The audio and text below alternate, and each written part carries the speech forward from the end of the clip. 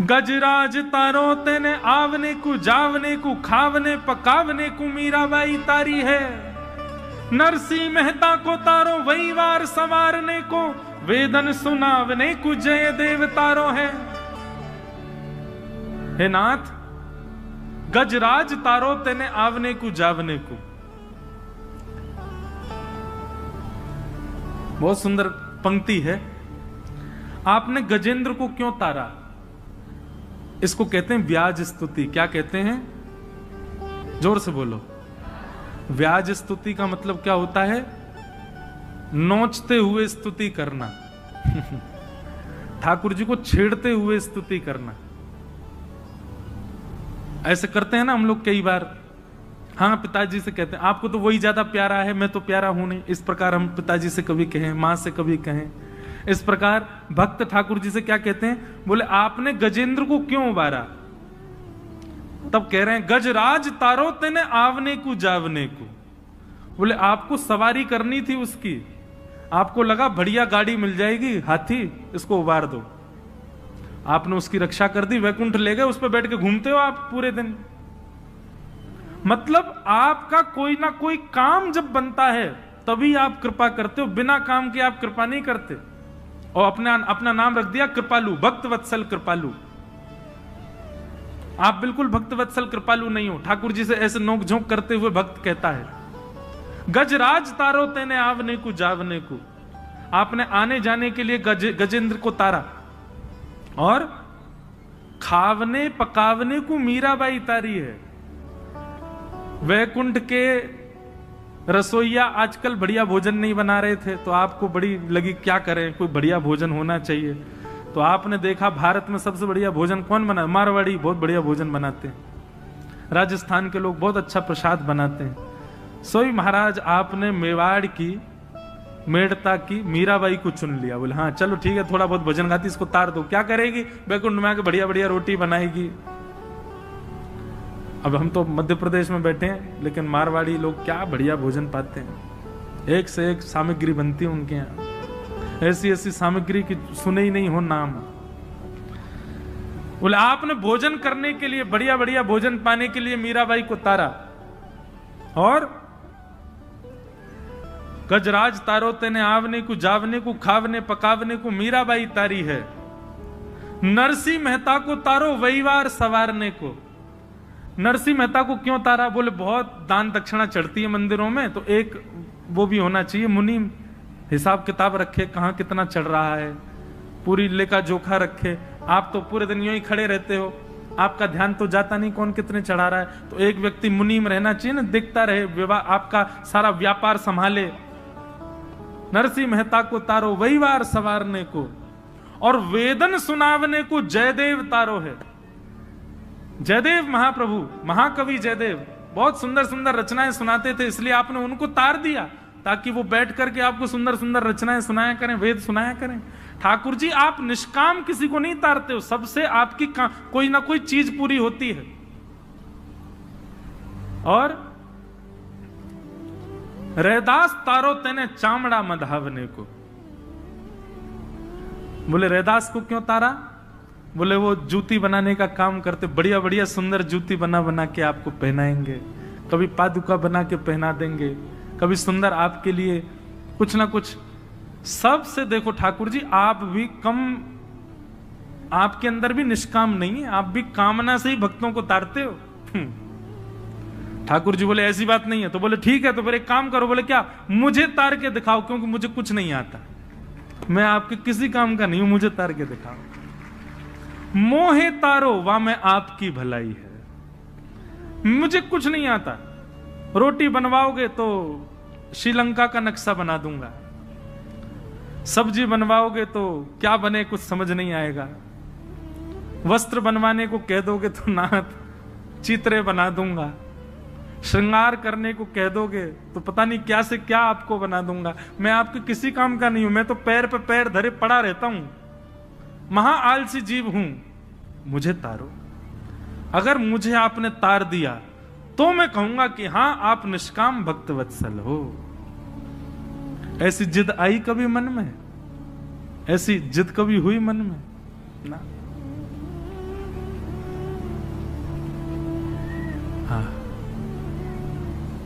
ऐसी भावना आवे। अभी नासिक में केवट का प्रसंग कह रहा था मैं। केवट क्या करता है, सब जिद से करवा लेता है ठाकुर जी से। ठाकुर जी को बैठा करके नौका में ले जाता है पल्ली पार, और जैसे ही पहुंचने वाले होते हैं नौका घुमा देता है, फिर घुमा के ले जाता है, जैसे ही पहुंचने फिर घुमा देता है, बीच में घुमा रहा है, इधर से उधर इधर से उधर। राम जी बोले भले आदमी, हमको पार क्यों नहीं कर रहा है, तू 1 घंटा से नाव चला रहा है। केवट बोला इतने में ही थक गए आप, और आप जो हम लोगों को 84 लाख में घुमाते रहते हो, कभी छिपकली बनाते हो, कभी चींटी बनाते हो, कुकर बनाते, सूकर बनाते, दया आती है आपको हम पे जरा भी? 84 लाख में पूरा, जब तक 84 लाख का फेर नहीं हो जाए तब जाके हमको मानव बनाते हो, और यहाँ 4 फेरे में ही हार गए। कम से कम 84 तक तो रुको। राम जी के नेत्र सजल हो गए। तो बंधु, ये मुझे ऐसी वाली भक्ति बड़ी प्रिय लगती है वैष्णवों की, जो ठाकुर जी से ऐंठ करके, ऐंठना समझते हैं? ऐंठ करके मतलब थोड़े जो है हमारे ब्रज की एक सवैया है, हम श्री राधे जू के बल अभिमानी। हमको किसका अभिमान है? बोले किशोरी जी के बल का अभिमान है हमको। हम श्री राधे जू के बल अभिमानी, टेढ़े रहे मोहन रसिया सो बोलत अटपटी वाणी। ठाकुर जी से अटपटी वाणी बोलते हैं किशोरी जी के, बल अभिमानी। ठाकुर जी काय बात को इतरा रहा हो भैया, इतनो ऐंठ के काय को बोल रहा? बोले जाने ना है, किशोरी जी की कृपा है हमारे ऊपर, चुप रहियो लाला, कुछ बोल मत जाइयो। ठाकुर जी अच्छा अच्छा अच्छा क्षमा। तो ये ऐंठ करके भक्ति करने वाले, ये मुझे बड़े प्रिय लगते हैं। पर ये जबरदस्ती ऐंठने मत लग जाना, कल से भ्रकुटी टेढ़ी कर देंगे, त्रिलोकीनाथ हैं वो। जब भाव आए, जब उस स्थिति में आओ, तब की बात अलग है।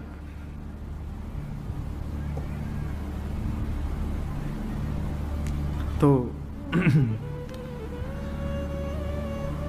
वैद्यम वास्तव मत्र वस्तु सिद्ध। तो ये जो चाहिए ना, भक्ति में थोड़ी ऐंठ आ जाए, किसी को भक्ति में लाड़ प्यार की भक्ति करनी है, किसी को भक्ति में प्रियतम की भक्ति करनी है, किसी को भक्ति में सख्य की भक्ति, ये सारे भक्ति के लक्षण, इनकी कामना से भागवत की कथा सुनो। वैद्यम वास्तव मत्र वस्तु शिवदम।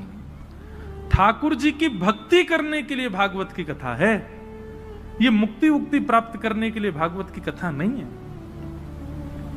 हमें मुक्ति मिले इस कामना से कथा मत सुनिए। मुक्ति मिलेगी, क्या मिल जाएगा? हमको क्या पता कि हम कहां जाएंगे मृत्यु के बाद? हमको केवल इतना पता है, जब तक हम जीवित हैं जो हमने किया वो हमको पता, मृत्यु के बाद किसी का कोई पता नहीं होता। इसलिए भाई, भगवत मिलन की कामना अभी की रखो, अभी मिलना है। और वो कामना आपकी पूर्ण केवल एक स्थान कर सकता है, वो है ये प्रांगण, भागवत का प्रांगण। भागवत जी से प्रार्थना करो, श्री भागवत जी अनुग्रह करेंगी, ये कृपा करेंगी तो ठाकुर जी प्राप्त होते हैं, ठाकुर जी अनुग्रह करते हैं। निर्मत सराणाम सताम वैद्यम वास्तव मत्र वस्तु शिवदम। ठाकुर जी से आपका संबंध करा देगी। और भागवत जी कैसा संबंध कराएगी? यहां डंके की चोट पर व्यास जी शब्द लिखते हैं शिवदम।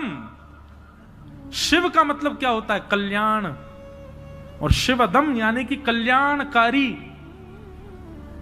ठाकुर जी से आपका संबंध ऐसा नहीं कराएंगी भागवत जी की आप तड़पते रह जाओ, रोते रह जाओ, नहीं, कल्याणकारी संबंध कराएंगी। ठाकुर जी आपके हो जाएंगे पूर्ण रूपेण। ऐसा संबंध भागवत जी आपका ठाकुर जी से कराएंगे। वैद्यम वास्तव मत्र वस्तु शिवदम तापत्रयोन्मूलनम। श्रीमद् भागवते महामुनि कृते किंबा परैरीश्वर सद्यो हृदय वरुध्यते त्रिकृतिभिः शुश्रूषुभिस्तत्क्षणात्। भागवत जी की कथा बंधुओं इतनी निर्मल है, इतनी पावन है। मैंने कल भी आप लोगों से निवेदन किया, आज पुनः निवेदन करूं। आप नहीं आते हैं कथा में, कोई दिव्य चेतना आपके भीतर बैठ के आपका माध्यम लेकर के यहां आपको लेकर के आ रही है। लेकिन यहां कथा सुन दोनों रहे हैं, आपके भीतर जो दिव्य चेतना है वो भी और आप भी। बस आपको ये कथा सुन करके इस माध्यम, इस अवसर का पालन करना है। भागवत में तो स्पष्ट लिखा है, श्रीमद् भागवते महामुनि कृते किंबा परीश्वर सद्यो हृदयवरुद्धते त्रिकृतिभिः शुश्रूषुभिस्तक्षणात्। कथा सुनने की, कथा कराने की जिस दिन आपके चित्त में इच्छा प्रकट होती है, उसी दिन ठाकुर जी चित्त में आ जाते हैं। भागवत जी में स्पष्ट लिखा है। आपने जैसे मन बनाया, 17 मई से मंडी द्वीप में भागवत की कथा होने वाली है, मैं रोज सुनने जाऊंगा। जैसे ही आपने ये विचार अपने घर में बैठे बैठे किया, मैं रोज सुनने जाऊंगा, उसी क्षण आपके चित्त में ठाकुर जी आ गए, ठाकुर जी आके विराजमान हो गए। अब अगली परिकल्पना क्या है, अगला आपका प्रयास क्या है? अब चित्त में जो आकर के विराजमान हुए हैं वो मस्तिष्क में आवे, अब वो विचारों में आवे, अब वो बुद्धि में आवे, अब वो स्वप्न में आवे, और धीरे धीरे वही चित्त में आए, अब प्रत्यक्ष आ जाए। यहां बैठे हर जीव के अंदर ठाकुर जी आ चुके हैं, ठाकुर जी विराजमान हो चुके हैं। आप स्वीकार किए जा चुके हो, ठाकुर जी मिलने के लिए फेंटा कस के बैठे हैं, बोले अब बस हम तैयार हैं, तुम प्रयास करो, ऐसा कुछ करो कि हम प्रकट हों।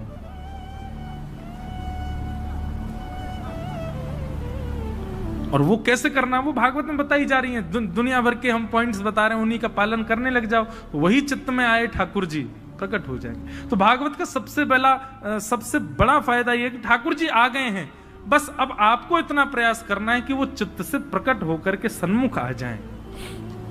वैद्यम वास्तव मत्र वस्तु शिवदम तापत्रयोन्मूलनम श्रीमद् भागवते महामुनि कृते किंबा परीश्वर सद्यो हृदयवरुध्यते त्रिकृतिभिः शुश्रूषुभिस्तक्षणात्। स्वामी श्री हरिदास जी महाराज ने अपने चित्त के ठाकुर जी प्रकट किए, आज वृंदावन में सबको दर्शन दे रहे हैं। श्री वृंदावन बिहारी लाल हितहरिवंश महाप्रभु, कल उनका उत्सव है, कल एकादशी है ना, कल महाप्रभु श्री हितहरिवंश महाप्रभु जी का उत्सव है। कल उनका चरित्र थोड़ा सुनाएंगे कथा में, जिन्होंने श्री राधा वल्लभ लाल जी को प्रकट किया। मुझे विदिशा में कथा करने आया था, तब भी भोपाल से कई वैष्णव आए, वो मेरे को देखते ही बोलते श्री हरिवंश। तो मैं देखता, मैंने कहां से? बोले भोपाल में राधा वल्लभ मंदिर। मैंने कहा भोपाल में राधा वल्लभ जी कहां से आए? आज भी कई वैष्णव आए, और भी कई। तो परसों हम श्री राधा वल्लभ जी का दर्शन करने जाएंगे, जो भोपाल में विराज रहे हैं। और वहीं हवेली भी है ठाकुर जी की, वहां श्री गोवर्धन नाथ जी का दर्शन भी करेंगे। हितहरिवंश महाप्रभु के चित्त के ठाकुर जी प्रकट होकर सबको दर्शन दे रहे हैं, श्री राधा वल्लभ लाल। वैसे तो वो महादेव के ठाकुर जी हैं, पर महाप्रभु जी ने उनको विराजमान किया वृंदावन में। गोपाल भट्ट गोस्वामी, उनका भी अभी उत्सव आ रहा है, श्री राधा रमन लाल जी का, बुद्ध पूर्णिमा। कितने सुंदर सुंदर अवसर। आचार्य की जयंती भी कथा में पड़ेगी, और ठाकुर जी की जयंती भी कथा में पड़ेगी, ठाकुर जी का उत्सव भी कथा में आएगा। तो अपने आप ये क्रम बन रहे हैं। सबके चित्त के ठाकुर जी प्रकट हुए, अब हमारे चित्त के ठाकुर जी भी प्रकट हों, वह भी अनुग्रह करें, कृपा करें। उसके लिए भागवत की कथा सुनो। पिबत भागवतम निगम कल्प तरोर्गलितम फलम सुख मुखादमृत द्रव संयुतम पिबत भागवतम रसमालयम मुहुर्हो रसिका भुविभावुका। श्रीमद् भागवत क्या है? वेद रूपी वृक्ष का पका हुआ फल है श्रीमद् भागवत। वेद वृक्ष ही फल में सार नियोजित करते हैं, चारों वेदों से ही सार निकल करके श्रीमद् भागवत में आया है, जो हम लोग श्रवण कर रहे हैं। समस्त वेदों का सारम सारम समुद्वतम, और सुख मुखाद अमृत द्रव संयुतम। सुखदेव जी के मुख से प्रकट होने के कारण ये भागवत की कथा अमृत तुल्य हो गई है, ये अमर बना देती है सुनने वालों को। और पिबत भागवतम रसमालयम, इस भागवत की कथा को पियो। भागवत की कथा सुनने का विषय नहीं है। पिबत भागवतम रसमालयम, भागवत की कथा को पियो, कानों में भर भर के इसका सुंदर रस पान करो। मोहर हो रस का भुवि भाव। कितना पिए? बोले पीते रहो पीते रहो पीते रहो।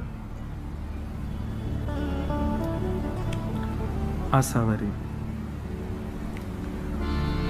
कितना पियो। हमारे स्वामी श्री हरदास जी महाराज एक पद गाते हैं बहुत सुंदर।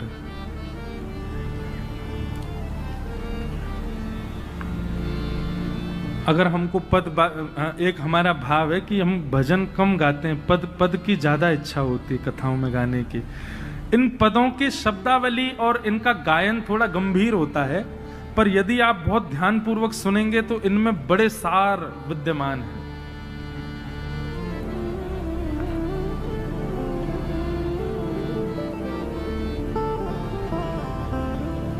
श्री वृंदावन बिहारी लाल जी को जिन्होंने प्रकट किया, ऐसे श्री स्वामी हरदास जी महाराज एक बहुत सुंदर भाव कहते हैं।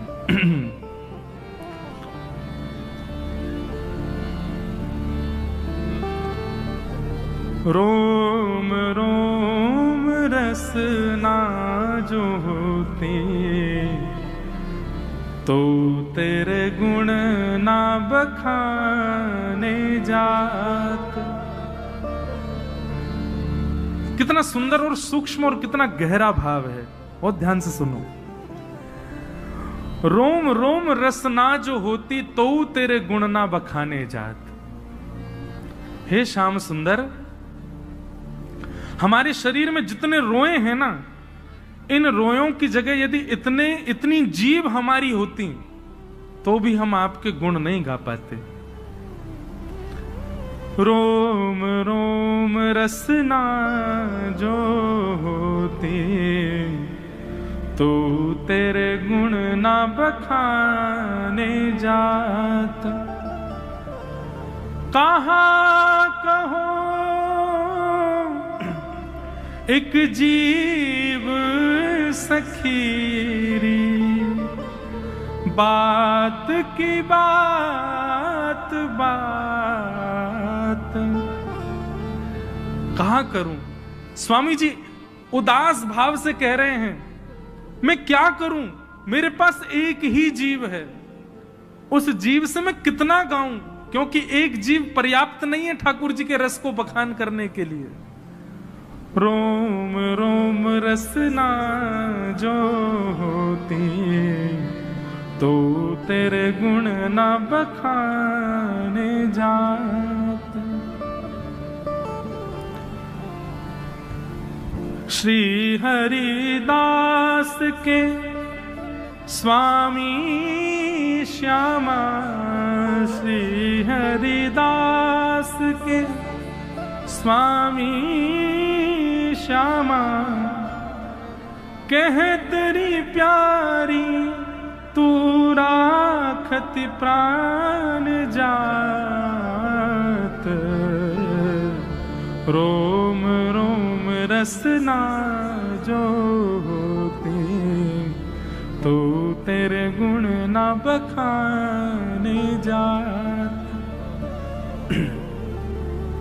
ऐसे भाव जब चित्त में होते हैं ना बंधुओं, तब ठाकुर जी मन बनाते हैं कि इनसे मिला जाए। हमारे मन में कभी ये भावना आई? स्वामी जी कह रहे हैं कि इतने रोए क्यों बना दिए ठाकुर जी, बल इससे बढ़िया इतनी जीभ बना देते और इतनी जीभ भी आप दे देते तो भी मैं आपके गुण नहीं गा पाता। क्या करूं मैं? मुझे कभी कभी धिक्कार लगता है। कहां करूं एक जीभ सखीरी, बात की बात बात। एक ही जीव है, उससे कितना गाएं हम ठाकुर जी को? नहीं गा सकते।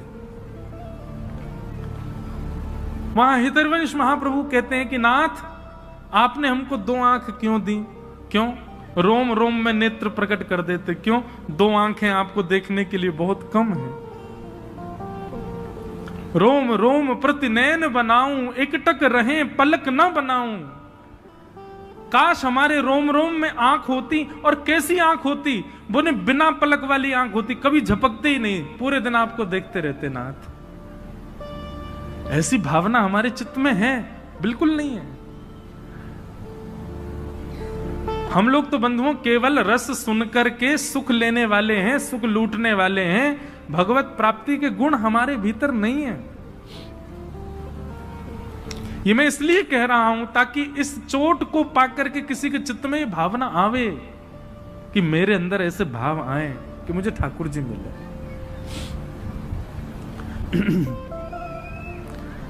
लोग जब मुझसे सुबह मिलने के लिए आए, आज भी 2 दंपति आए, संभवतः बैठे होंगे, उन्होंने आकर के मुझसे एक बात कही कि महाराज जी हम दोनों डॉक्टर हैं, पर कृष्ण भक्ति ऐसी चढ़ रही है, भक्ति ठाकुर जी की ऐसी हो रही है कि हम अपनी डॉक्टरी, जो हम डॉक्टर हैं, अपने पेशे पर ध्यान नहीं दे पा रहे।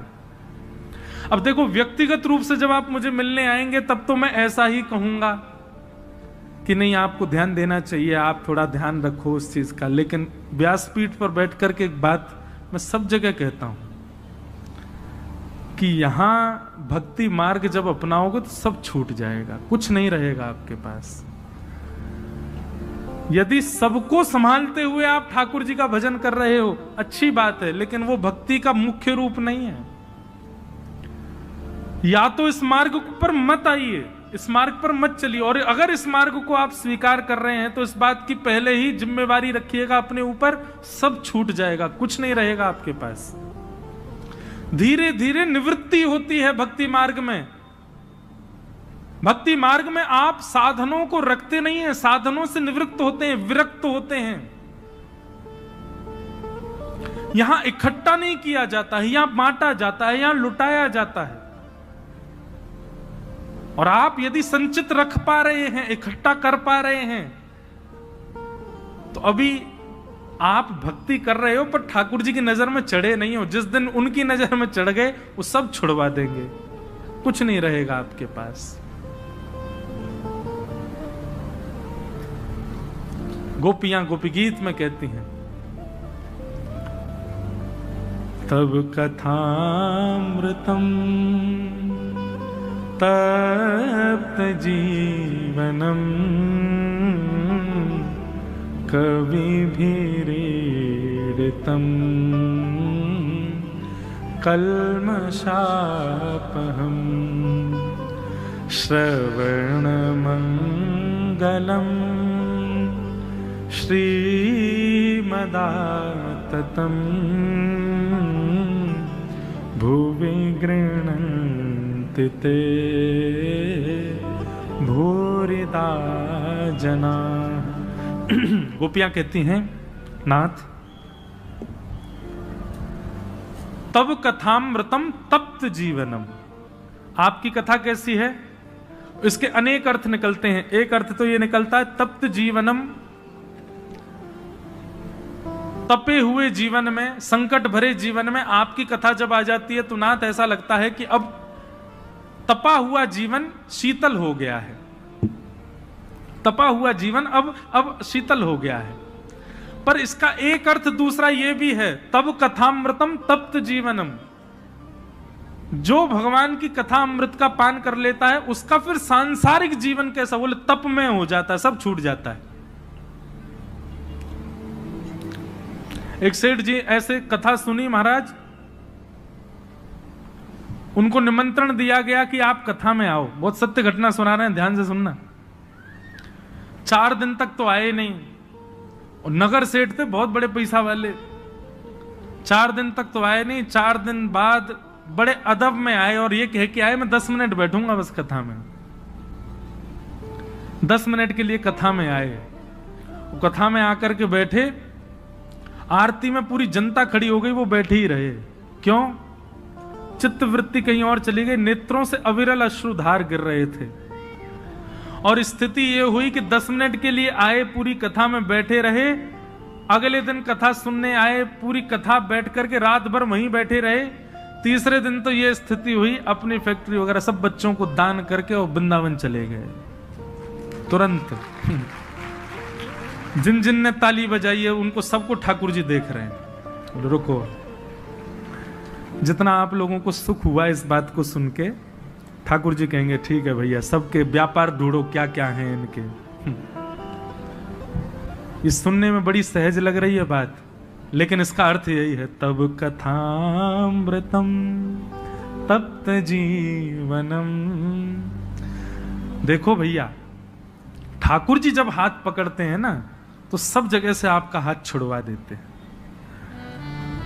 लोक लाज मर्याद सब जगह से आप निवृत्त हो जाओगे, किसी के लायक नहीं रह पाओगे। ठाकुर जी के लायक बन गए तो फिर किसी के लायक नहीं रहोगे, पर ठाकुर जी के लायक ही रहोगे बस।